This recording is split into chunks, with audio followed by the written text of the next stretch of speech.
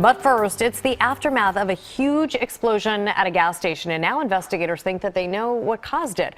Good evening, everyone. I'm Jessica Cartalia. And I'm Yuki Washington. This is something. The explosion has left a huge hole in the ground. From Drone Watch 3, you can see the front of the gas station was destroyed. This all happened where Masher Street meets Rising Sun and Wyoming Avenues in Feltonville.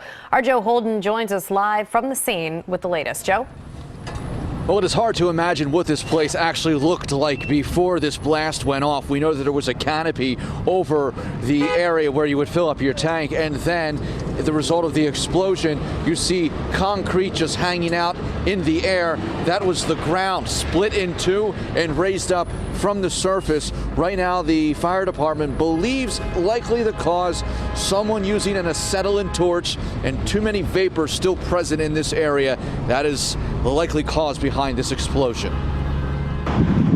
From all angles, we get a sense of the violent explosion that leveled a Feltonville gas station around noon on Tuesday. From inside the 7-Eleven, the camera hiccups at the point of the blast, likely from the shock wave. It recovers to show a looming disaster scene. It was like a big bombing, like blowing, you know? Folks nearby had their cameras out, recording a smoldering pile of concrete and twisted metal. I heard a big poof, and it was just like a push of air, and I got startled and I ran. At a nearby nail salon, we see a dust cloud, and then a manhole cover drops from the sky on top of a brand new car. I just started crying because I'm like, I just pulled up, and it was such a crazy thing to just have happened. I'm like, I just couldn't believe it. A drone operator was nearby when the ground shook. He piloted above the blast scene with brownish smoke rising out of a deep hole in the ground.